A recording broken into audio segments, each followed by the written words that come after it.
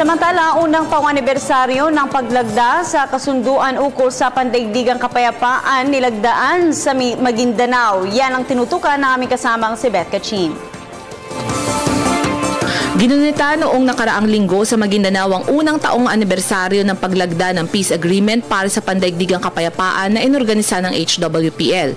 Sa nasabing pagdiriwang, ipinalabas ang isang video na muling sumariwa sa naganap na paglagda sa pagitan ni Governor Toto Mangondadato ng Maguindanao, Archbishop Emeritus Fernando Capalla at ni Manhili ng HWPL. Nilalaman ng nasabing kasunduan ang kagustuhan ng bawat relihiyon sa Mindanao na matigil na ang kaguluhan at karahasan at ang kanilang pakikiisa sa hangaring magkaroon ng pandaigdigang kapayapaan. Matapos nito, isang peace walk ang ginanap na dinuluhan ng may 500 estudyante. Ang Peace Agreement for World Peace na ginanap sa Mindanao ang siyang naging susi sa pagkakaroon ng World Alliance of Religions Peace Summit na kung saan ang mga dumalo ay nagbigay ng suporta sa kasunduan at hinikayat nila ang United Nations na gumawa ng batas para mapagtibay ito.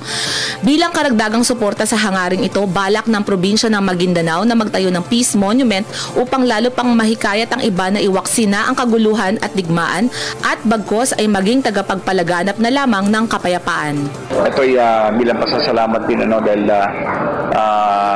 magkakaroon ng 1-year anniversary noong Peace Walk sa General Santos City na pinangungunahan ni Chairman Lee. Para sa Telebisyon ng Bayan, Elizabeth Cachin.